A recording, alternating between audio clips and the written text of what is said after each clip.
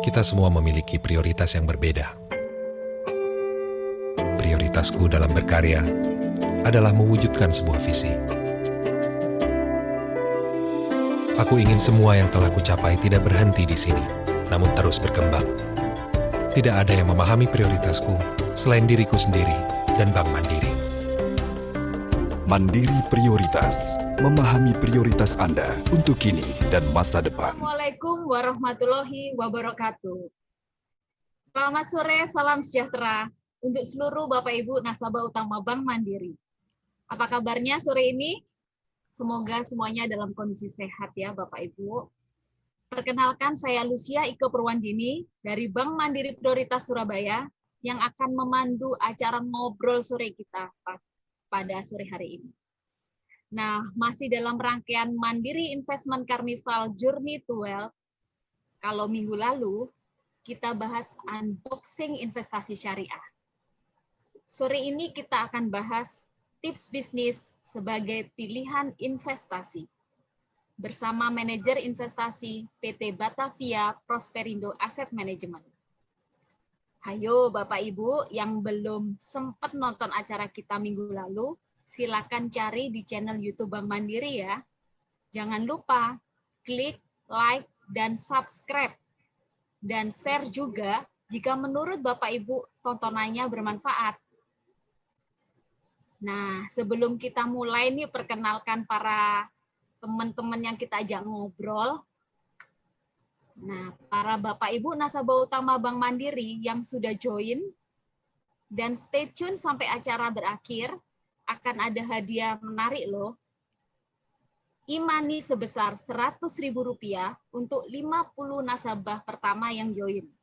Dan ada hadiah nih berupa reksadana Batavia masing-masing sebesar Rp500.000 untuk 5 orang penanya terbaik persembahan dari Bank Mandiri. Oke, Bapak Ibu, disiapin ya mulai sekarang ya. Pertanyaannya apa nih? Nah, stay tune juga terus sampai akhir acara. Nah, Bapak Ibu, di sini udah hadir nih bersama kita sore ini. Ada Gofar Hilman. Sore, Mas Gofar. Hai, sore. Apa kabar? Salam skut ya, Mas. Salam skut loh, tetap keren, santai dan keren gitu ya. Siap. Ya, Mas Gofar Hilman ini sendiri merupakan salah satu penyiar radio nih yang masih aktif sampai dengan sekarang di acara Good Morning Hard Rockers. Nah, Good Morning Hard Rockers. Nah, itu Mas Gofar Hilman. Tetapi beliau ini juga aktif sebagai pengusaha bisnis nih, dengan bisnisnya namanya Lawless Jakarta. Burger bar yang sangat ramai yang ada di Jakarta. Nah, sedikit banyak kita akan dengar nih, gimana seorang Gofar Hilman bisa membangun sebuah bisnis yaitu Lawless Jakarta. Nah, kemudian ada hadir di sini juga Eri Kusnadi. Sore Eri. Halo, sore Kak. Cerah ya di Jakarta ya? Cerah. Agak mendung sedikit, tapi ya, masih ada matahari. Mendung ya, mendung kelabu ya. Ya, teman-teman mungkin Bapak Ibu yang belum kenal, Eri Kusnadi ini adalah Head of Mutual Fund PT Batavia Prosperindo Asset Management. Salah satu manajer investasi yang bekerja sama dengan Bank Mandiri sejak tahun 2003. Nah, PT Batavia Prosperindo sendiri itu sudah dibangun sejak tahun 1996 dengan total aset dana kelolaan sebesar Rp46 triliun per 30 September 2020. Nah, Eri sendiri bertanggung jawab atas seluruh aktivitas penjualan reksadana BPAM melalui agen penjual, salah satunya lewat Bank Mandiri, Bapak Ibu. Nah, Bapak Ibu yang udah penasaran nih, sore ini akan bahas apa nih? Sore ini mau ngobrol apa? Nah, kita sore ini akan bahas nih mengenai bisnis sebagai pilihan investasi. Gimana sih seluk-beluknya bangun sebuah bisnis dari awal gitu kan? Dan bisa nggak sih bisnis ini dipakai untuk mengembangkan kekayaan? Dan gimana nih cara ngatur keuangan nih, bedain bisnis dengan pribadi? kantong pribadi dan kantong bisnis biar nggak kecampur dan tetap bisa menguntungkan gitu ya. Nah, kita langsung tanya aja ke dua narasumber kita sore ini. Nah, ini kita sambil ngobrol santai ya Bapak Ibu. Nah, mungkin buat Gofar dulu deh. Nah, Ya. Gofar ini pergi jauh namanya. Karena go far. Gofar gitu ya. Pergi jauh gitu. Kenapa sih kok memilih buat mulai berbisnis gitu kan? Kan udah enak tuh jadi penyiar, content creator gitu kan. Kenapa nih milih mulai berbisnis? Dan apakah bisnis yang sekarang ini, Lawless Jakarta ini, bisnis pertama yang langsung booming gitu? Atau sebelumnya pernah jatuh bangun dulu nih, bangun bisnis ini? Gimana nih Gofar? Oke. Alasan bisnis ya sepertinya cukup politis ya bagi semua orang tuh kebanyakan kayak sama ya pengen memperbaiki hidup gitu kan. Yang pertama gitu. Yang kedua ya BU aja butuh uang. Jadi sebenarnya sih Mbak, gue tuh nggak butuh alasan filosofis apapun ya untuk memulai bisnis ya karena menurut gue bisnis sama aja kayak politis gitu kan itulah cara kita bertahan hidup gitu. Bagaimana caranya mengembangkan 100.000 menjadi 200.000, 200 menjadi 300 gitu kan. Dan memperbaiki sistem-sistem semuanya itu kan semuanya is all about business gitu. Nah, alasannya cukup sesimpel itu aja sih, nggak perlu alasan yang gimana-gimana. Tapi untuk memulai sebuah bisnis itu semua harus yang gue suka dulu. Jadi apapun yang gue lakuin tuh itu gue harus suka banget. Jadi gue yakin banget apapun yang gue suka itu bakal 200% dan bakal sepenuh hati gitu untuk dilakuinnya. Dan lebih menyenangkan. Karena apa? Karena terkesan tidak effort gitu. Effortless aja. Kita tuh kayak nggak kerja tapi menjadi playground kita sendiri gitu. Kalau stres ya gimana sekeliling kita tuh orang-orang yang sefrekuensi, yang seru gitu kan. Jadi tidak seperti kerja. Itu yang ditanamkan dari awal sih sebenarnya. Harus yang gue suka dulu dan teman-teman suka gitu. Jadi kalau nggak suka ngapain dikerjain. Dan itu bagi gue sih. Jadi banyak banget sebenarnya yang perbedaan yang sangat mendasar gitu kan dari bisnis adalah ada dua hal ya kalau menurut gue. Yang pertama adalah ngelakuin apa yang kita suka banget gitu. Yang kedua kalau emang lu nggak suka banget tapi emang butuh duit, lakuin aja emang lagi ngetren zaman sekarang gitu kan. Ya udah stay di situ aja. Jadi lu pilih di satu atau dua sih. Kalau gue memilih yang satu yang emang gue suka banget. Gitu jadinya. Jadi intinya mesti lakuin yang disukai gitu ya? Gofar, Harus ya, karena gini, saya sudah coba beberapa kali ya pekerjaan kantoran yang formal banget pernah gitu kan, yang dagang-dagang yang biasa juga pernah gitu kan. Selalu mendapatkan sebuah fase di mana kalau misalnya gue ngeliatin jam tangan terus gitu, berarti ada yang salah sama apa yang gue lakuin sih. Kayak, lama banget nih kelarnya gitu kan. Tapi ketika kita suka banget sama apa yang kita lakuin gitu, kayak nggak berasa, loh kok udah jam segini? Loh kok udah malam? Loh kok udah sore? Ya kayak gitu. Jadi Lawless sebenarnya bukan bisnis yang pertama sih. Dulu tuh ya standar sih kayak dagang-dagang biasa gitu. Pernah dagang kaki lima juga pernah. Terus jadi pengrajin gesper juga pernah gitu kan. Terus dagang-dagang kaset segala macam juga pernah dilakuin. Semuanya dilakukan karena ya satu, untuk bertahan hidup aja sih sebenarnya. Jadi apakah itu passion saya? Enggak, sama sekali enggak. Itu cuma cara bertahan hidup aja sih. Karena menurut gue tuh passion gak ngasih kita makan ya. Itu lakuin semua kayak kompromi aja. Gue lebih percaya sama proses sih. Proses tuh segalanya, proses tuh dewa sih. Dari dulu sampai sekarang kita menemukan proses yang akhirnya membentuk diri kita tuh jadi sekarang ini gitu kan. Jadi jatuh bangun tuh sepertinya hal yang luar biasa dan biasa banget. Karena apa? Karena menurut saya itu adalah jalan masa-masa kemasan aja sih saat-saat itu. Nah, sekarang akhirnya ketemulah sama Lawless. 2008 itu gue bikin toko kecil sama si Ucup 2x3 meter. Kios lah ya. 2011 lalu kita membentuk sebuah, ibarat kata merger 2 toko kecil menjadi 1 toko. Dari 2 toko menjadi 1 toko, kita ubah namanya menjadi nama baru yaitu Lawless 2011 sampai sekarang sih. Jadi memang mesti yang disukain, terus dinikmatin gitu ya. Jadi prosesnya itu jadi nggak kerasa gitu ya. Kalau Sama pas sekali lagi nggak kerasa sih. Nggak kerasa kerja nih. Kayaknya ini memang kita jalani ini karena ya karena yang disukai gitu ya, nongkrong gitu ya, mungkin bareng teman-teman, akhirnya justru jadi sebuah bisnis yang bisa terus dikembangkan nih ya, Iya, Mas betul. Gofar ya. Iya. Nah, kalau lolos kan sekarang kayaknya rame banget, kalau mau beli tuh Alhamdulillah. antriannya tuh panjang tuh, dari Kemang tuh mungkin sepanjang jalannya tuh ngantri nih di lolos nih. Nah, itu kan udah dikenal banget sama warga Jakarta lah.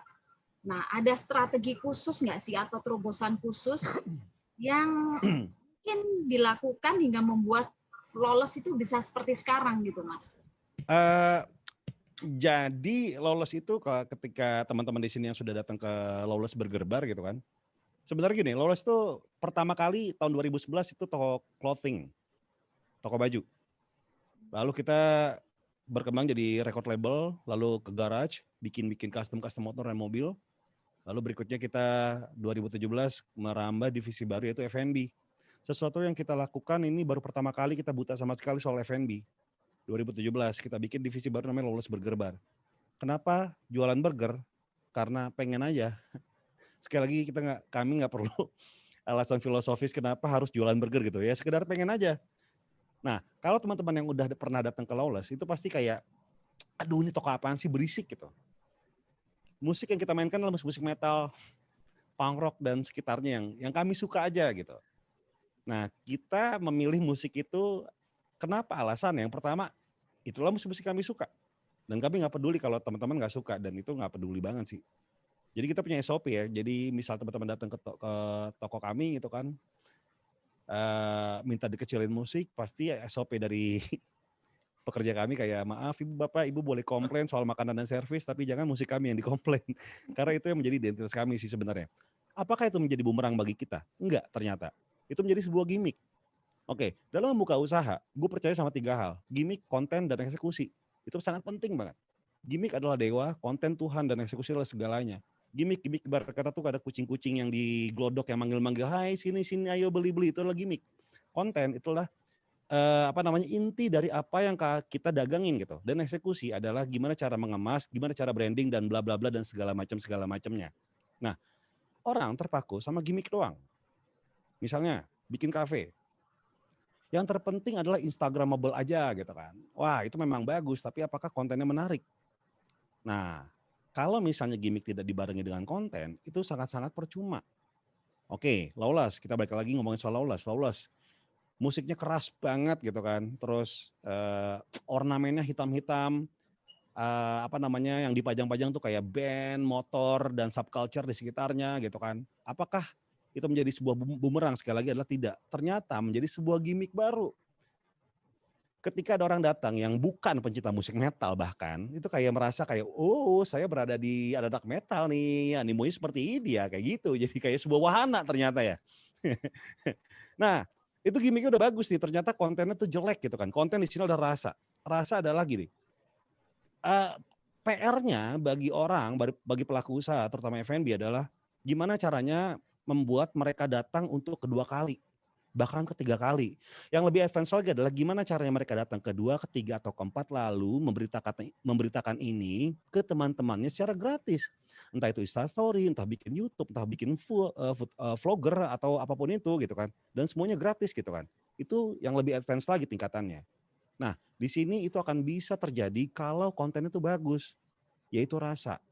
Percuma gimmick itu keren banget, percuma lu nge-hire influencer sebanyak apapun gitu kan, semahal apapun, tapi konten lu tuh kayak sepi aja gitu, rasa lu nggak enak, kayak percuma.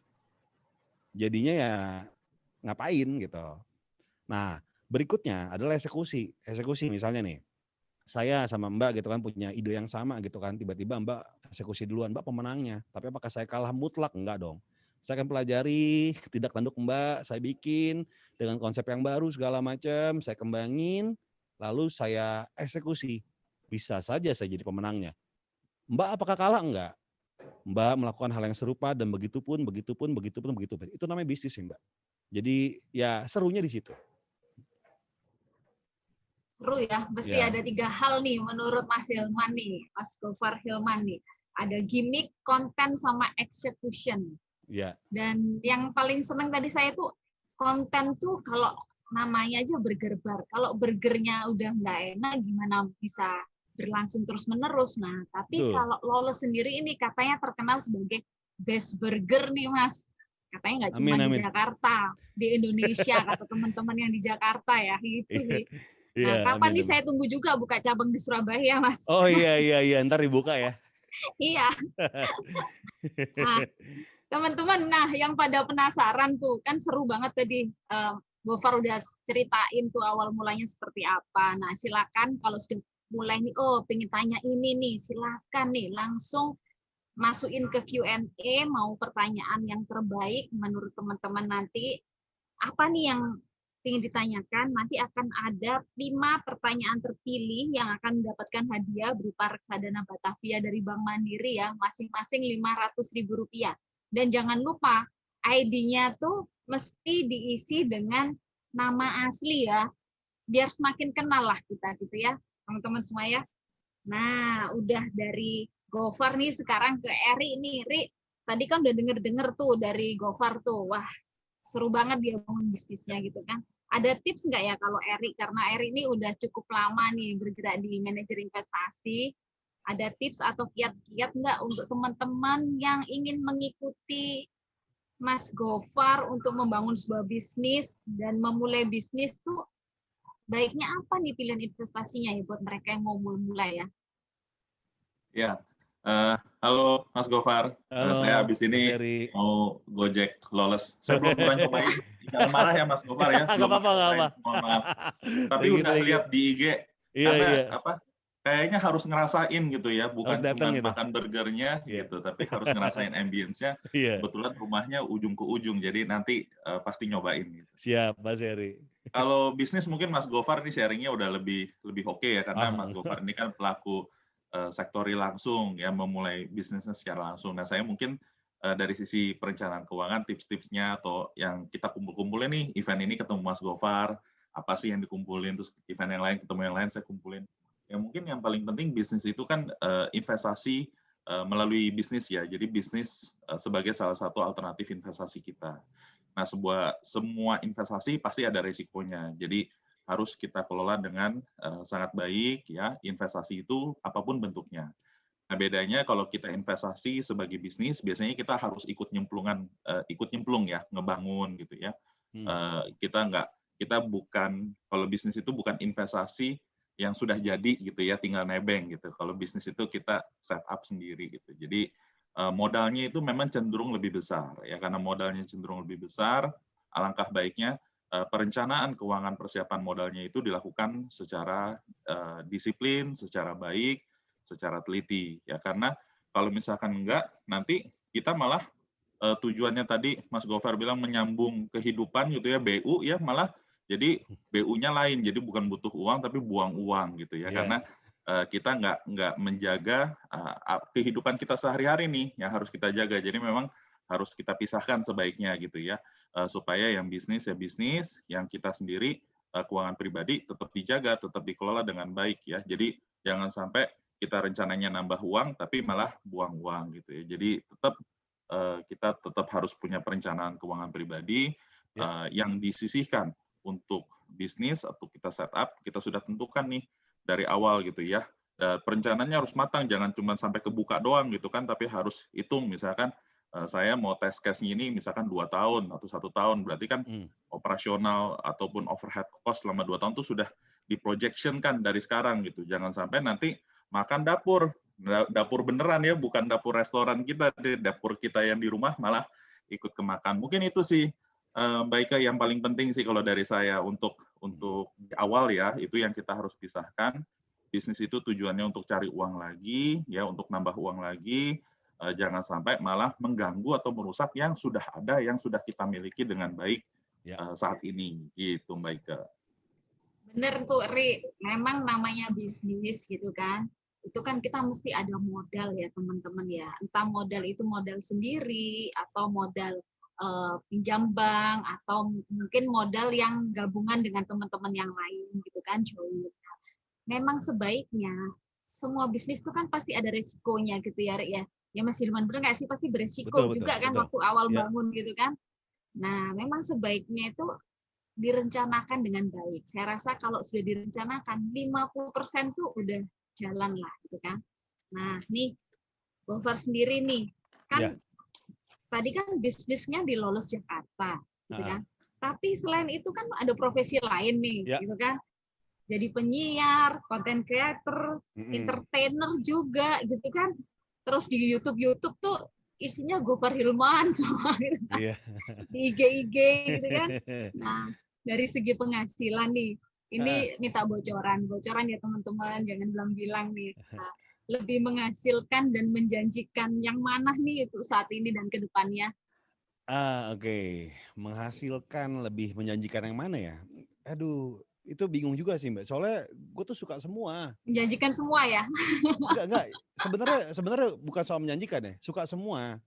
Sekali lagi kalau misalnya kita ngelakuin 100% bahkan 200%, pakai hati aja. Apapun yang kita lakuin ya. Bahkan gini nih Mbak.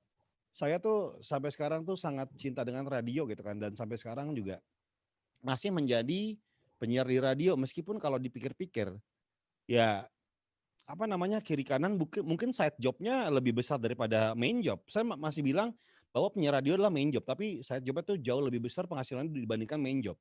Nah, ini ternyata bukan soal uang sih. Ternyata kecintaan saya sama radio gitu. Dari 2012 sampai 2020 sekarang 8 tahun saya siaran. Tidak sekalipun saya pernah menego gaji gitu. Karena gue tuh cinta banget sama radio ini. Gue suka banget dengan siaran, gue suka banget dengan apa yang gue lakuin ketika pagi hari gitu kan. Itu semua ternyata tuh nggak melulu soal uang ternyata. Nah, kalau menjanjikan, ini ngomongin soal finansial ya pasti kita ngomongin soal bisnis lah, itu menjanjikan. Tapi yang lainnya pasti nggak bakal gue tinggalin. Karena butuh tenaga, butuh asupan kayak BBM gitu kan, ya itu kayak kesenangan tersendiri. Seperti siaran, seperti membuat konten, itu kan kesenangan. Yang akhirnya tuh kayak tidak bisa digantikan dengan uang kesenangan itu.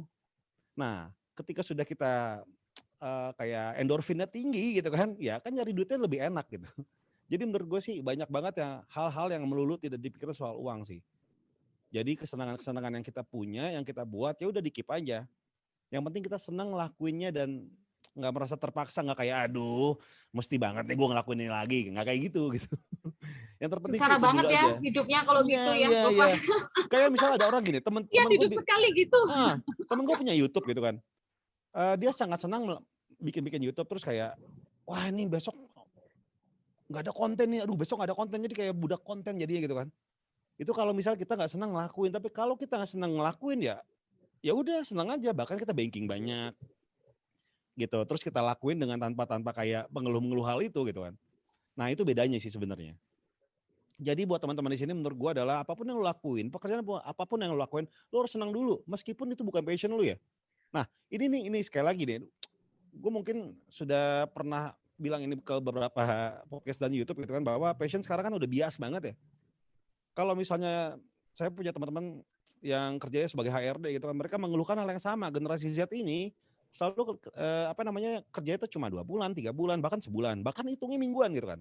Ketika ditanya kenapa lu mau cabut, ini bukan passion saya, terus dicabut gitu.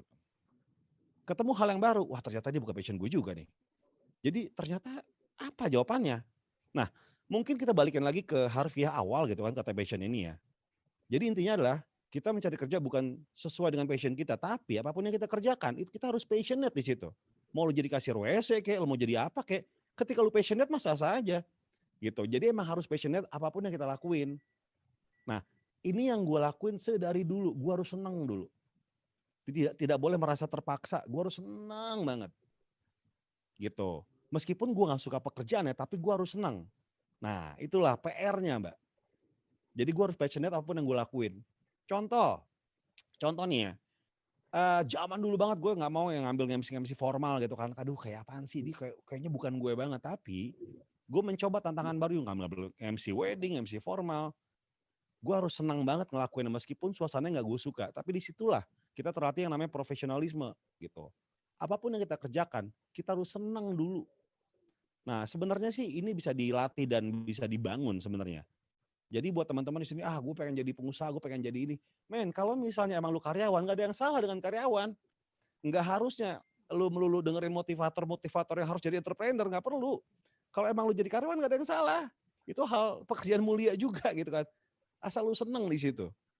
Jadi balik lagi kita harus membangun kesenangan kita di tempat kita kerja. Karena tempat kerja kita harus jadi playground atau taman bermain. Dan itu serunya kalau kerja. Ya, Gofar, jadi kalau misalnya kita seneng nih, udah seneng apa yang kita kerjain, nggak dibilang passion lagi, tapi justru kita harus passionate nih, apa yang kita kerjain sekarang. Jadi saya Gofar sendiri pun, biarpun ngerjain jadi segala macam tadi, penyiar, konten, sampai berbisnis pun, mau sampai bisnis ini terus berkembang, sampai tua, sampai ke anak cucu, mungkin bisa dikembangkan juga gitu ya Gofar ya. Iya, iya. Kalau untuk bisnis sendiri kan bisa Betul, betul. sampai menjadi legacy gitulah ya kalau Yes, bisnis yes. gitu kan.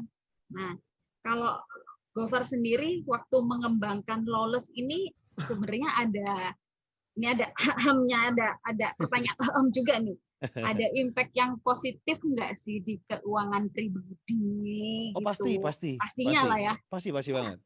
Nah, awal-awal tuh sama sekali tuh beberapa tahun ya, saya tidak mau pernah mengambil untung dari situ sih. Gitu. Terus tahun ketiga kalau nggak salah saya mengambil untung itu setahun sekali aja. Sisanya muterin terus. Nah sekarang baru kita 3 bulan sekali baru diambil gitu. Jadi harus muter-muter. Kita nggak perlu ngomongin untung. Tapi buat teman-teman gue pengen kasih tips di sini sebenarnya sih. Ketika kalian punya partner gitu kan, bertiga atau berdua atau lebih dari satu lah. Sebenarnya yang paling bikin awet kan yang namanya lebih dari 2 kepala kan pasti sering berantem gitu kan, yang udah gitu kan. Saya berlima tapi kayak fine aja, tapi kita punya strategi di mana yang mau kerja ya itu harus digaji gitu. Misalnya nih kalian baru bikin usaha nih berdua sama teman, misalnya sablonan. Oke. Lu mau pasif atau aktif gitu kan? Kalau aktif gue yang digaji misalnya 100.000 per bulan, ya nggak apa-apa. Tapi yang penting digaji gitu. Dan owner-ownernya digaji juga. Nah ini yang nggak bikin ribut nantinya. Biasanya orang-orang yang bikin usaha yang ribut adalah ketika salah satunya itu bikin grup WhatsApp, tapi yang satu nggak diajak. Nah alasannya banyak nih. Alasannya banyak, kenapa? Mungkin dia merasa kayak, dia enak gak kerja, kita kerja mulu, gila men. Gak bisa kayak gini. Nah itu kan aneh, itu udah gak sehat, toksik banget tuh. Jadinya itu sih tips and trick ya, kalau misalnya emang lu kerja gitu kan, lu bikin usaha sama temen lu, 2 orang segala macam, coba deh digaji diri lu sendiri. Ya 100.000, 50.000 gak apa-apa, yang penting digaji per bulan. Gitu. Itu yang bikin bisnis awet sih ya, kalau lebih dari 2 kepala sih. Awet dan kompak ya, 9 tahun ya, 9 tahun.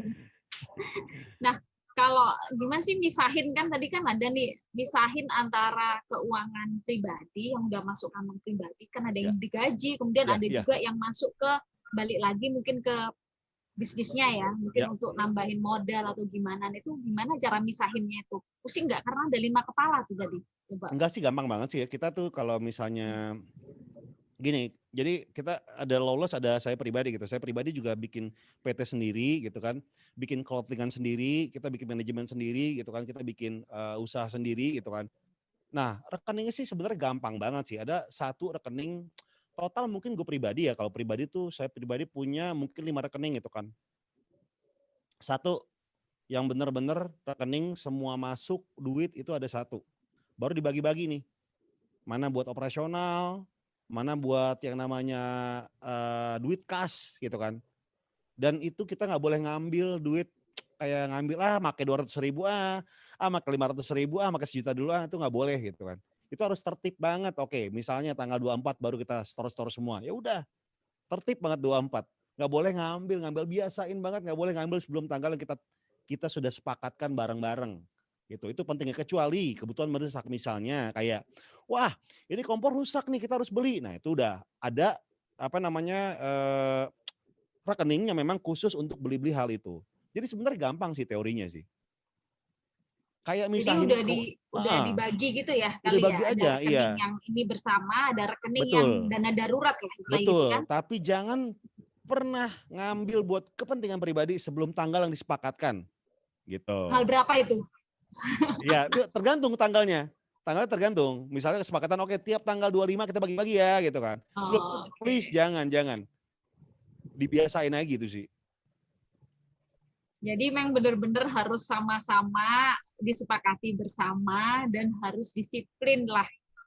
Udah Ya, komit, ya udah ini tanggalnya ini betul, ya, betul. jangan Ya, campur aduk karena sekali kecampur susah misainya juga ya Gofar ya. betul, betul. Ribet. Nah, kalau dari sisi Eri nih sebagai perencana keuangan nih ya, biasanya sebaiknya perencanaan keuangan untuk pribadi dan bisnis gimana sih Eri? Ya, tadi sebenarnya sharingnya Gofar tuh udah oke banget gitu ya. Disiplin dan dipisahin, itu yang paling penting. Karena kadang-kadang kalau Mas Gofar nih ada enaknya juga sebenarnya partneran. Jadi kalau ada satu yang mau hilaf, yang lain keplakin gitu kan, Nah, jadi benar. agak aman gitu ya. Yang susah kalau sendiri ya Mas Heri ya. Iya, betul. Eh. Apa Kalau yang sendiri tuh dikeplakin repot. gitu kan? Masa kita Iya. ngeplakin diri sendiri sih? Kalau sendiri repot. Jadi misalkan kita profesional, kita sepakat. Saya nggak ambil uang perusahaan, saya sistemnya gaji gitu ya sebagai owner belakangan. Tadi contoh Mas Gofar bagus banget gitu ya. 3 tahun pertama labanya tuh jadi laba ditahan untuk menguatkan fondasi perusahaan kayak gitu. Kalau rame-rame enak komit gitu ya. Kalau sendirian tuh gampang banget gitu hilafnya gitu ya. Begitu tarik 10 juta lah misalkan contohnya. Begitu habis uang perusahaan nganggur nih gitu ya, comot. Nah itu akhirnya yang tadinya usahanya baik malah jadi terganggu. Ya itu juga nggak healthy gitu ya. Terus ngambil terlalu sedikit padahal bisnisnya bagus itu juga nggak healthy ya, nggak happy jalaninnya ya. Jadi yang pas-pas lah itu yang paling ideal. Tapi sebenarnya kalau kita balik yang big picture-nya tadi yang udah kita sharingin sama-sama, kita harus pisahin gitu ya perencanaan keuangan pribadi sama perencanaan keuangan bisnis. Nature-nya bisnis sama nature-nya hidup kita beda. Ya bisnis itu uang itu harus ready. Uang perusahaan itu nggak bisa idle lama-lama, nggak ada gunanya. Kalau memang idle udah pasti nggak perlu dipakai lagi, ya udah cash out aja, nggak ada gunanya juga di dalam. Karena aneh juga kalau misalkan uang perusahaan kita investasi yang risky aset gitu ya, nanti perusahaan kita rugi bukan karena operasional, tapi karena investasi. Itu juga nggak make sense. Aneh juga gitu ya.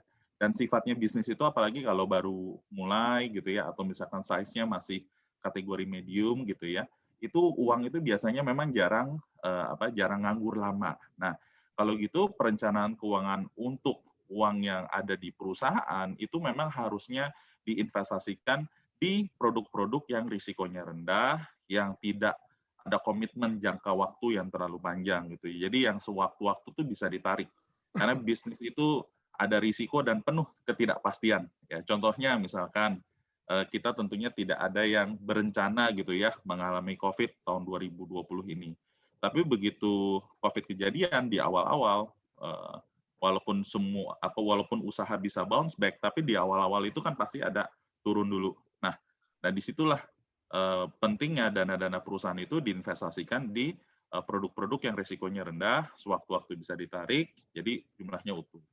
Nah, tapi kalau perencanaan keuangan pribadi, nah kita itu kan hidupnya panjang. Ya, hidupnya panjang, kita juga punya revenue stream ataupun income stream yang berbeda dengan perusahaan. Ya, apalagi kalau masih karyawan atau masih ada side job yang lain gitu ya. Nah, di situ kita bisa lebih bervariasi karena tujuan keuangan kita berbeda sama perusahaan. Ada yang jangka panjang, ada yang jangka menengah, ada yang jangka pendek. Ya, mulai dari dana darurat, terus juga nanti persiapan dana pensiun gitu ya.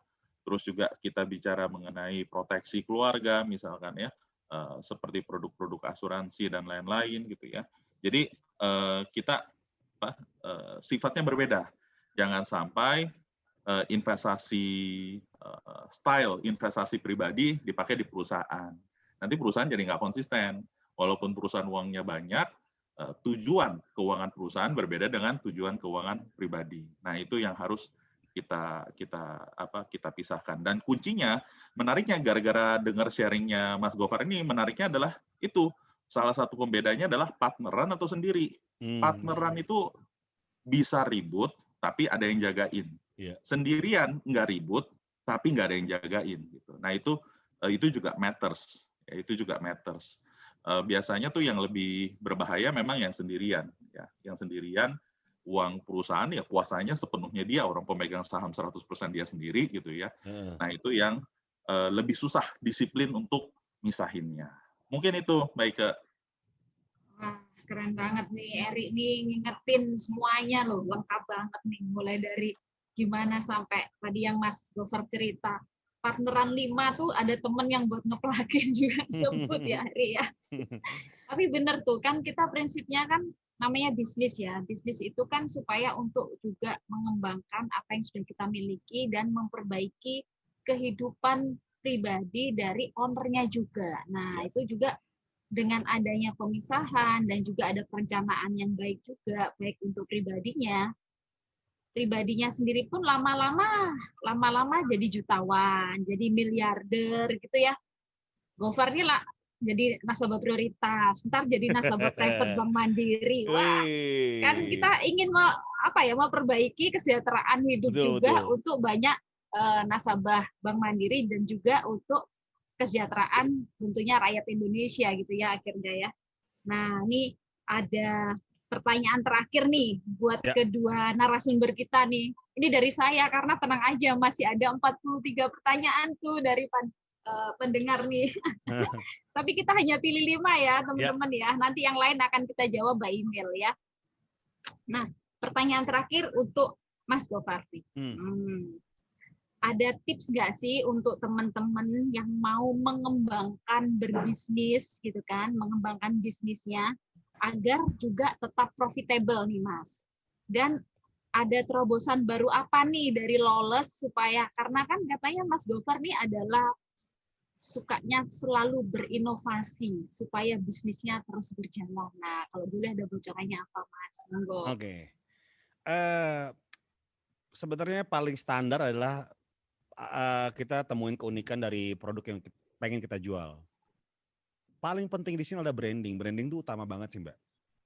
Itu sangat branding tuh ya rela, bahkan brand-brand besar rela mengeluarkan duit ratusan juta bahkan miliaran rupiah hanya untuk branding. Nah ini branding dari awal jangan sampai salah. Lo pengen posisi di mana nih? Pembeli lo pengen yang gajinya berapa? Pembeli tuh pengen yang kelasnya di level apa gitu. Nih dari pertama harus dipikirin banget. Dari situ kita ketemu, kita pengennya di mana. Oke, contohnya nih ya, Lawless. Lawless suka yang namanya motor, tato, musik, dan subculture di sekitarnya gitu kan. Dan kita suka banget dengan hal-hal itu. Akhirnya kita monetize, itu menjadi sebuah brandingan. Dan tidak sulit, karena apa? Karena kami semuanya suka dengan hal itu, jadi tidak terlalu sulit untuk branding gitu kan. Nah yang sulit adalah ketika mungkin si owner-owner ini tidak yang main di sosmed banget, ibarat kata gitu kan, tidak yang bergaul banget gitu kan. Nah brandingnya agak ribet nih, tapi itu semua bisa diakalin banget kok. Cari yang lu suka banget deh, gitu. Cari yang lu suka banget. Kalau nggak tahu, gini, coba topik apa yang kalau lu ngomongin, lu akan berjam-jam dan berapi-api ngomonginnya. Nah itu, stick di situ aja. Brandingan lu bakalan effortless karena lu udah menguasai, nggak perlu capek-capek gitu. Nah kayak misalnya sekarang nih di Lawless, motor, musik, tato segala macam, itu hal-hal yang kalau kita omongin, yang kami omongin ya kita akan berapi-api ngomongin ya karena apa? Ya kami sudah mengalami hal itu dan kami suka dengan budaya ini gitu kan. Nah itulah branding, perlunya branding tuh penting banget sih. Dan cobalah memaksimalkan sosial media itu sebaik-baiknya. Karena sosial media adalah sebuah etalase dan kalian itu berhak memajang apa saja di etalase tersebut. Untungnya adalah gratis. Jadi ngapain gitu kan? Ngapain kita nggak mempergunakan sosial media yang ya kebetulan gratis aja gitu. Jadi itu penting banget sih. Dan kita harus banget yang namanya main sosmed. Main sosmed. Kalau pengen laku, main sosmed. Apalagi pandemi sekarang. Lagi masa-masa seperti ini, sosmed itu sangat berpengaruh banget, beneran sangat berpengaruh gitu. Ada temen yang tiba-tiba di PHK, dia iseng-iseng bikin kue, belajar dari YouTube, sampai sekarang itu jadi mata pencarian utama gitu kan. Dari kue yang belajarnya dari YouTube gitu kan. Dia sama sekali bukan tukang bikin kue dan gak ada skill untuk bikin kue, tapi dia belajar pas pandemi gitu kan. Nah maksud gue, cobalah kita sekreatif mungkin di rumah, sekreatif mungkin tuh di mana aja gitu. Karena zaman sekarang kita nggak pasti nih Mbak, lagi bingung banget gitu. Nggak bisa ditebak. Nah perilaku orang sekarang udah berubah, perilaku pembeli itu udah berubah banget. Nah perubahan perilaku dibutuhkan perubahan berdagang juga. Dan inilah pentingnya yang namanya bermain sosial media. YouTube, Instagram, Twitter mungkin atau apapun itu, bahkan TikTok mungkin, itu maksimalin aja dan harus senang banget mainnya. Karena percaya orang yang yang senang banget dengan sosial media itu akan kayak enak aja dagangnya gitu. Kita nggak mikirin, aduh, belum bikin ini lagi, belum bikin foto ini lagi, belum bikin konten ini lagi. Karena kita senang aja. Sekali lagi ya, main sosial media itu penting banget sih. Nah, berikutnya adalah kalau Lawless yang kita lakuin adalah kami selalu punya menu tiap bulan tuh yang signature, dalam artian cuma ada sebulan doang. Besoknya kita nggak ada menu itu lagi. Jadi kalau misalnya teman-teman harus buru-buru datang, karena cuma sebulan doang menu ini ada. Dan kita harus berkolaborasi. Contohnya, kami pernah berkolaborasi sama restoran teman kami. Jadi dia pakai bakpao, biasanya kan burger ya bun ya, tapi ini burgernya diganti sama bakpao. Itu cuma ada sebulan doang. Waktu itu kita berkolaborasi sama Krispy Kreme. Bun burgernya nih, rotinya kita ganti dengan glazed donat yang gula tuh. Dan tuh laku banget. Kita berkolaborasi dengan Jägermeister Indonesia. Jadi sausnya pakai Jägermeister gitu kan. Juga kita berkolaborasi sama 88 Rising. Yang bukan F&B bahkan. Yang out of the box aja, oke, record label. Kita sama 88 Rising, kita berkolaborasi. Kita ambil menu dengan salah satu, ada 2 nama musisinya dia gitu kan, Joji sama Nicky Zevanya gitu kan, kita bikin menu gitu. Dan itu laku banget, jadi berkolaborasi, pokoknya tiap bulan kita harus membuat sesuatu aja. Bikin sebuah hal-hal yang ibarat kata tuh ngebakar duit. Tapi beneran deh, ngebakar duit 5 juta untuk mendapatkan 20 juta, itu sangat tidak apa-apa banget. Nah, kolaborasi ini yang kemarin, yang tadi gue sebutkan itu nggak melulu soal cuan. Di sini ada 2 campaign itu ada 2 ya, selling sama awareness. Kalau awareness, selling pasti ngikut. Oke, mungkin cuannya dikit, tapi ketika kita berkolaborasi sama brand besar gitu kan, itu kan awareness-nya nyampe gitu kan, wah gila. Beneran deh, zaman sekarang bikin karya bagus itu gampang banget. Yang susah bikin karya ngehe. Kayak gini, wah ngehe juga nih. Nah itu susah banget Mbak. Banyak brand-brand yang hire agency hanya untuk bikin produknya terlihat lebih ngehe dibandingkan iklan-iklan lain gitu. Jadi cobalah selalu berinovasi. Selalu berinovasi dalam artian bahwa kita nggak boleh nyaman dengan gini-gini aja nih. Kita harus bikin sesuatu biar gimana jadinya 1 toko menjadi 2 toko, 2 toko jadi 3 toko gitu kan. Dan sekali lagi di era pandemi ini, cobalah memaksimalkan internet, sosial media itu sebaik-baik mungkin. Karena percaya sama gue itu nolong banget. Gitu. Itu aja sih Mbak. Wah, dalam banget nih, Gofar. Soalnya apa ya? Karena kan ini tadi bilang harus berinovasi terus. Dan inovasi itu kita bisa manfaatin juga dengan kolaborasi dengan orang lain gitu ya. Menggandeng brand-brand lain yang justru out of the box banget dari pikiran customer gitu kan. Tapi itu justru yang terus dinanti-nanti gitu kan. Jadi orang akan datang lagi. Oh, Januari keluarin apa ya? Oh, besok datang lagi Februari, dan akhirnya menjadi langganan lah ya, pelanggan terus dan terus gitu ya.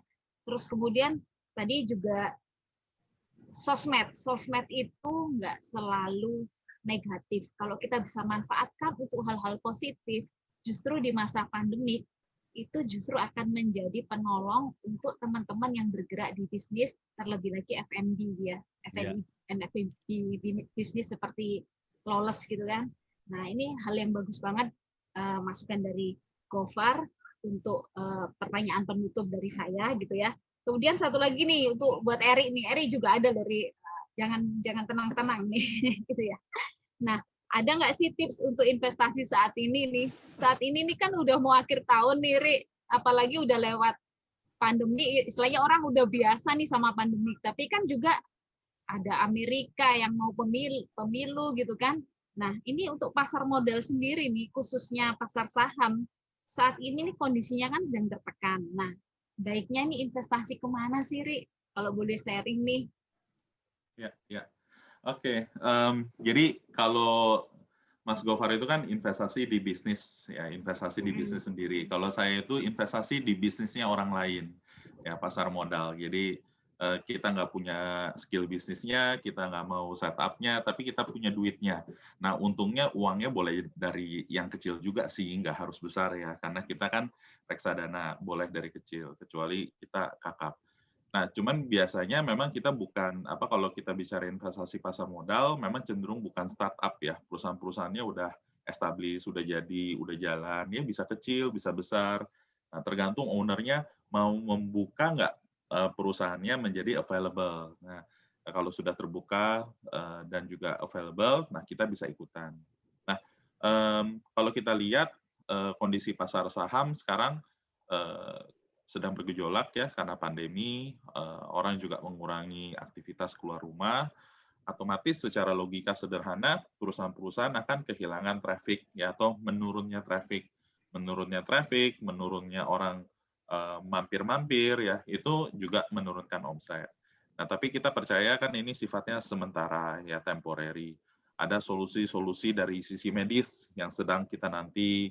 Selain daripada itu, kepatuhan dan kedisiplinan diri sendiri dalam menjaga protokol supaya tetap bisa hidup bebas, tidak terpenjara, itu tergantung kita. Kalau kita disiplin, semua kompak disiplin, boleh keluar. Kalau makin tidak disiplin, makin nggak boleh keluar. Nah, kalau misalkan ini kita bisa lewati, tentunya perusahaan-perusahaan yang harga sahamnya lagi tertekan, karena omsetnya lagi turun, labanya lagi turun, dan lain-lain, ini pasti akan recover kembali. Nah, memang tantangannya adalah mencari dan memilih perusahaan-perusahaan yang kita prediksi bisa survive ke depannya. Ya, itu menarik karena semuanya sama-sama mau survive, tapi tidak semuanya sanggup. Ya, sama-sama yang di pasar modal, yang tidak di pasar modal, semuanya sama-sama ada yang tahan, ada yang tidak tahan. Tinggal pandai-pandai bagaimana mengelola dengan baik. Nah, cuman kalau saya mau ngasih tips, kalau kita investasi, itu sebenarnya investasi di pasar modal itu sama aja sebenarnya dengan bisnis gitu ya. Jangan mudah panik ya. Namanya bisnis, namanya investasi pasti bisa naik turun ya. Dan yang paling penting nih, sama-sama perlu waktu. Ya, sama-sama perlu waktu.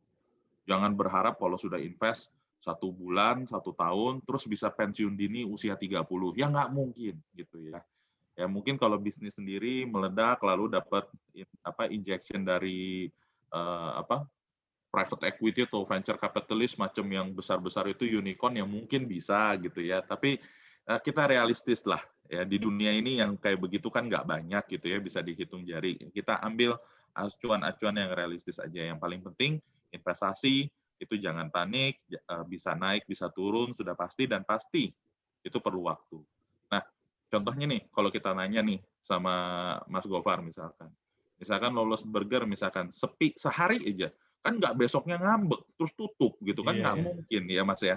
Nah jadi sama juga investasi di pasar modal naik turun itu wajar, jangan begitu turun panik takut ngambek nggak mau invest lagi. Kalau kayak begitu pasti cepat ruginya, jadi karena bisnis itu perlu waktu, tidak ada bisnis yang instan karena bisnis perlu waktu, investasi pun otomatis perlu waktu.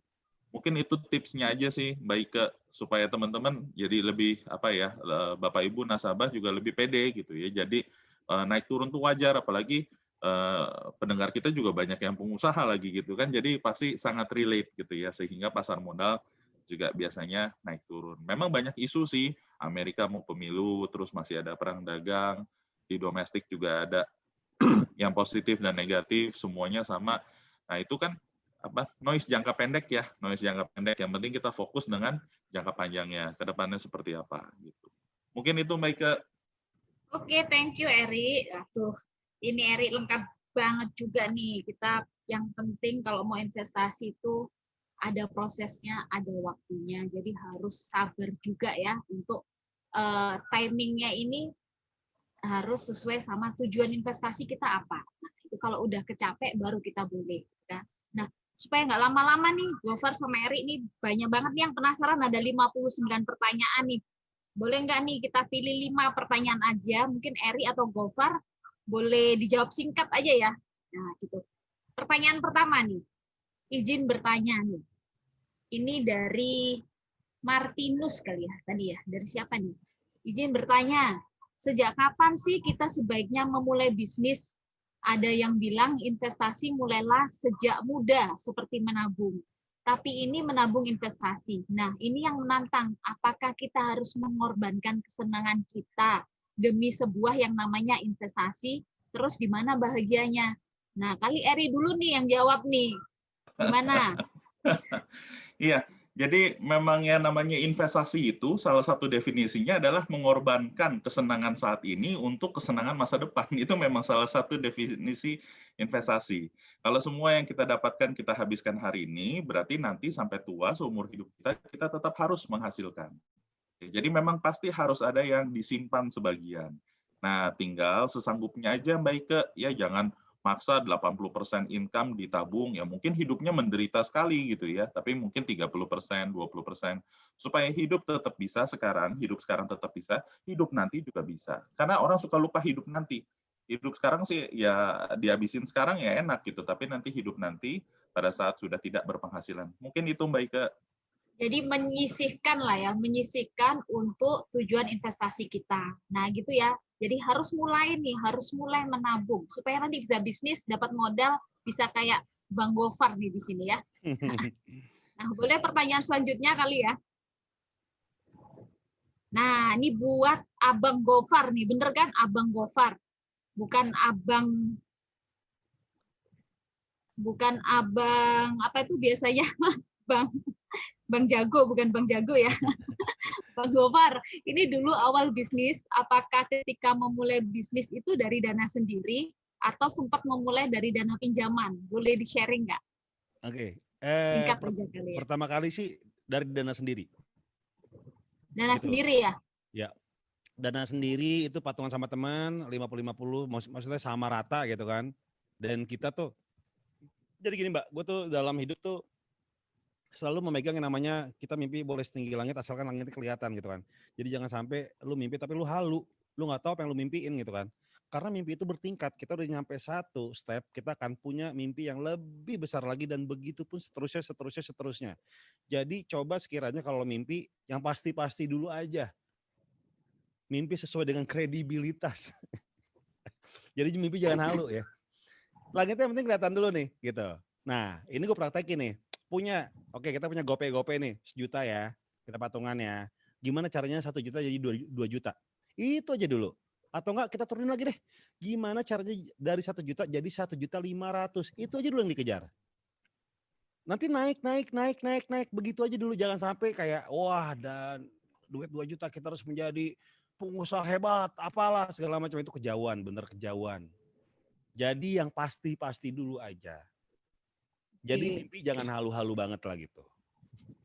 Jadi dari dana sendiri ya Gofar ya, dari dana sendiri barengan sama teman-teman gitu ya. Patungan. Jadi naiknya naik tangga nih, pondasinya kuat betul. Gitu kan, step by step, tapi pasti untuk mengembangkan bisnis lebih gede lagi gitu ya. Tapi kita harus punya target.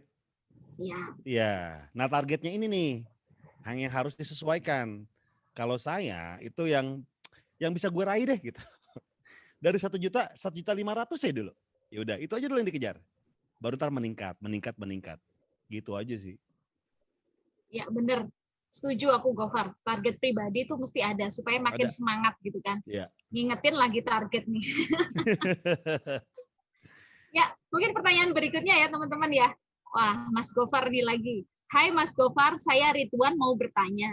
Kan namanya bisnis itu ada naik turunnya. Malah bisa bangkrut, apalagi di masa pandemi ini. Gimana sih kuncinya supaya bisa bertahan ya, meskipun lagi di masa sulit atau udah ada gambaran bangkrutnya? Gimana ya caranya bertahan gitu ya? Yang paling pertama adalah jangan cranky dulu atau jangan bergerutu. Aduh, zaman lagi susah. Aduh, yang pasti kita menyalahkan orang lain, kita menyalahkan pihak tertentu. Beneran deh, itu sama sekali nggak nolong. Zaman sekarang, di era pandemi, menyerang adalah bukan jawaban yang bijak, tapi bertahan. Nah, abis itu udah tenang nih hati nih ya, udah gak jalan siapa-siapa nih, udah gak cranky, gak bergerutu tiap hari, baru kita berpikir tuh enak banget. Kita bikin strategi baru. Contohnya gini, ini gue sharing aja sama yang dilakukan sama Lawless ya. Bulan pertama, bulan Maret itu sebulan tuh ditutup restoran di Kemang. Tutup, gak boleh, bahkan take away itu gak boleh. Bayangin sebulan sebulan harus yang namanya nutup toko ini operasional tuh gimana gitu kan. Kita tuh punya 120 karyawan, mereka gimana gitu kan. Nah, ya udah kita bikin sebuah strategi baru. Kita pelajari nih. Seperti yang tadi gue bilang bahwa sekarang kan perilaku orang berubah ya. Kita pelajari orang, oke, orang lagi senang di rumah, oke, gimana caranya? Oke, kita bikin frozen food. Kejawab satu. Kok cuannya nggak terlalu banget ya? Oke, biasa aja tapi nggak cuan-cuan banget itu kan. Oke, yaudah. Kita bikin strategi baru lagi. Bukan frozen food masih jalan, tapi kita bikin yang namanya jemput bola. Misal, kita akan bikin pengumuman hari Rabu kita akan ke Bogor. Jadi dari hari Minggu sampai hari Selasa kalian boleh pesan dulu. Jadi kita akan mengantarkan hari Rabu pesanan kalian aja. Ya udah, kita nganterin ke Bogor. Kita bikin yang namanya program dropship. Sekali kirim bisa 3.000 burger, Mbak. Dan itu nolong banget. Operasional semua segala macam nolong banget. Gaji-gaji semua ketolong banget. THR ketolong banget. Jadi saatnya ini sekarang tuh kita harus merubah yang namanya perilaku kita dalam berdagang. Kita pelajari nih kebiasaan orang sekarang tuh apa. Pelajari banget. Nih ya, teman saya yang punya showroom mobil baru atau mobil second, itu amsyong banget. Tapi teman saya yang punya showroom mobil-mobil antik, mobil-mobil tua, mobil-mobil rare, mobil-mobil langka, itu cuannya luar biasa. Malah dia nggak berasa pandemi. Kenapa? Karena ternyata kalau kita kaji, orang-orang yang punya duit di sana nih sekarang lagi di rumah, ngapain ya, gue ngabisin duit ngapain ya, dandain mobil. Akhirnya cari kegiatan ya Mas ya. Iya, mereka kayak hobi sekarang. Contohnya tanaman sekarang berjuta-juta, iya. men. Janda bolong tuh naik daun tuh Mas. Coba cari orang yang lagi yang hobi-hobi deh, yang orang kira-kira akan ikan cupang sekarang kan bisa berjuta-juta sekarang. Iya benar. Iya, jadi cobalah pelajari perilaku orang zaman sekarang. Gitu. Jadi justru kesulitan ini membuat kita makin kreatif gitu kan ya. Justru kalau kita bisa survive tuh, bisnis tambah makin kenceng aja gitu kan. Gini, karena kreativitas itu yang dicari gitu kan. Orang yang paling keren di dunia adalah orang yang adaptif. Itu keren banget. Kalau misal kita bisa adaptif, kita bisa menjadi orang yang keren sih. Kadang kita nggak tahu, kita kayak ya udahlah kita cari nih. Oke, zamannya berubah. Oke, ngapain nih? Kita harus cari. Kita harus pelajari perilaku orang-orang zaman sekarang. Udah, kita scanning dulu semuanya itu. Baru kita nemuin strategi baru. Seperti yang gue lakuin sama dagangan gue. Nah, tuh teman-teman, justru kesulitan bikin makin kreatif dan nemu ide-ide baru yang justru di lain sisi pasti ada celah yang bisa bikin kita makin maju, makin bagus produknya, juga makin banyak pelanggan-pelanggan baru gitu kan. Nah, mungkin kita langsung ke pertanyaan berikutnya ya Mas Gofar ya. Dan Eri ya. Pertanyaan berikutnya nih, gini, apa nih perbedaan fungsi, ini buat Eri nih kali ini, perbedaan fungsi atau peran manajemen aset dengan fungsi atau peran manajemen investasi terhadap suatu jenis investasi nih, Eri. Apa nih beda fungsinya nih? Manajemen aset sama manajemen investasi, Ri. Ya, jadi sebenarnya kita memang perusahaan manajer investasi sering juga disebut sebagai fund manager, sering juga disebut sebagai asset management, ya. Kita sering disebut juga investment manager, macam-macam lah gitu ya. Cuman memang kalau kita bicara definisi di Indonesia, manajer investasi itu fokusnya adalah investasi yang di pasar modal, ya. Kalau di luar negeri mereka lebih banyak disebut sebagai asset management karena memang lebih luas cakupannya, ya. Jadi yang dikelola itu bukan hanya investasi di pasar modal, tapi juga bisa aset-aset yang lain. Sehingga kalau di luar negeri memang lebih familiar dengan istilah asset management company. Kalau di Indonesia lebih terkenal dengan istilah manajer investasi, ya, karena kita fokusnya terutama investasi di pasar modal. Mungkin itu Mbak Ika. Oke Eri, makasih udah jelas ya teman-teman ya. Hampir-hampir sama, cuman beda dikit aja gitu ya. Nah, ini udah ada 65 pertanyaan, ini kali pertanyaan terakhir nih ya. Yang lain nanti kita jawab lewat email ya. Nah, ini Om Gofar. Ini kayak bikin puisi deh Om Gofar. Om Gofar. Terima kasih atas sharingnya. Kebetulan saya juga salah satu Scootlicious. Nah, hehehe. Mau tanya nih terkait poin ketiga tadi, executions. Nah, khususnya di era pandemik ini, saya lihat Lawless Store juga rencananya mau buka beberapa titik baru ya. Nah, pertimbangan apa aja sih yang jadi poin eksekusi tadi, apalagi dikaitkan dengan rencana buka cabang baru dan lain-lain. Apakah sekarang momentum yang tepat nih pada saat pandemik nih untuk eksekusi hal tadi gitu kan? Hal-hal apa saja yang jadi pertimbangan Om Gofar? Sukses terus Om Gofar, Scoot. Yes. Siap. Terima kasih udah nanya. Oke. Jadi ini kita pelajari ya bahwa kita nggak bisa tinggal diam gitu kan. Dan kita memutuskan di pandemi ini dalam sampai akhir tahun kita harus buka 3 store lagi, 3 titik lagi gitu. Kenapa? Kok bisa nekat? Ternyata enggak, kita punya perhitungan yang matang banget kenapa kita harus buka gitu loh. Kita buka titik-titik di mana orang kayak haus banget akan sesuatu gitu kan. Orang-orang yang gaya hidup itu kayak ada sesuatu yang baru, datang gitu kan. Nah, kita buka di titik-titik itu. Nah, ternyata contohnya kemarin kita buka di sektor 9. Pas lagi pandemi, animonya luar biasa. Yang datang, terima kasih buat ojek online yang membantu kami gitu kan. Itu antriannya juga luar biasa gitu kan. Karena apa? Mereka kayak WFH nemenin gitu kan. Terus kalau yang dekat-dekat situ kita bisa jalan kaki atau cuma kayak beli sebentar terus balik lagi ke rumahnya gitu kan. Nah, kita buka titik-titik di mana orang yang gaya hidup itu kayaknya pengennya hura-hura. Dan itu berhasil satu di Bintaro sektor 9. Nanti kita akan buka lagi 2 titik lagi bulan ini, itu masih rahasia sih, nanti aja tunggu di Instagramnya, lihat aja. Surabaya ya masih. Belum ke sana belum. Jauh ya. Pergi jauh sih itu emang. Itu aja sih, jadi sebenarnya pelajari aja sih. Pelajari apa gaya hidup orang, perilaku orang gitu kan. Karena mungkin Jakarta Selatan sama Jakarta Timur sama Jakarta Barat sama Jakarta Pusat tuh beda-beda tahu perilakunya. Jadi pelajari aja, sering-sering pelajari aja. Bisa dari teman-teman kita, bisa karena kita sering bergaul, bisa karena kita minta teman kita yang kerja di agensi, misalnya kita minta datanya gitu kan. Ya bisa kayak gitu sih. Jadi sering banget pelajari perilaku orang sih. Jadi banyak belajar dan banyak gaul lah ya. Itu rasanya harus banyak gaul nih. Itu resepnya jadi Gofar gitu kan. Oke Mas, ini banyak banget, ada 69 penanya. Tapi kita hanya akan kasih untuk 5 pemenang dari yang pertanyaannya tadi kita udah tanyakan langsung, kita bacakan ya. Jadi untuk congratulations nih buat pertama Martinus. Selamat ya bro. Kemudian Bramantio C. Selamat. Emritwan, Yuvita A, dan Imat Rohmatullah M. Nah, selamat buat teman-teman yang udah menang 5 penanya terbaik dan nanti akan langsung dihubungi oleh pihak Bank Mandiri untuk mendapatkan reksadana Batavia sebesar Rp500.000 dari Bank Mandiri. Ya, ingat investasi, ingat mandiri. Selamat ya.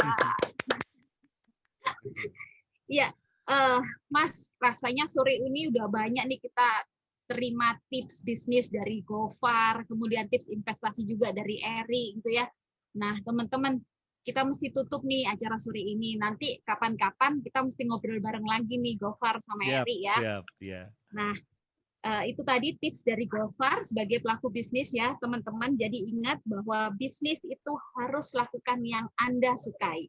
Nikmati prosesnya dan jangan lupa ada 3 hal utama yang diingetin sama Gofar tadi, yaitu mengenai gimmick, content, dan execution gitu ya di lapangan agar bisnis yang kita bangun bisa terus berkembang, bahkan bisa membuka cabang di mana-mana gitu ya. Kemudian dari Eri sendiri ingat bahwa setiap investasi pasti ada resikonya ya.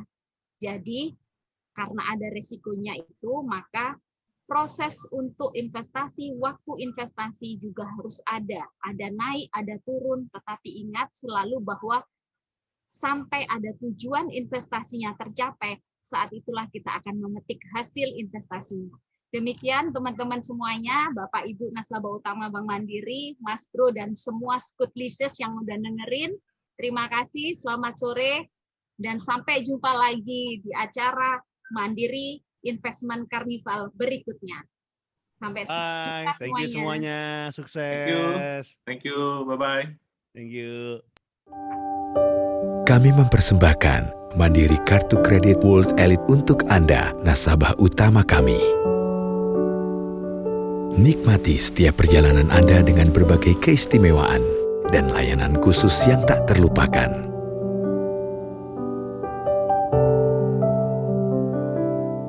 Saatnya hadirkan berbagai momen istimewa Anda dengan Mandiri Kartu Kredit World Elite. Kita semua memiliki prioritas yang berbeda. Prioritasku dalam berkarya adalah mewujudkan sebuah visi. Aku ingin semua yang telah kucapai tidak berhenti di sini, namun terus berkembang. Tidak ada yang memahami prioritasku selain diriku sendiri dan Bank Mandiri. Mandiri Prioritas, memahami prioritas Anda untuk kini dan masa depan. Saatnya mandiri.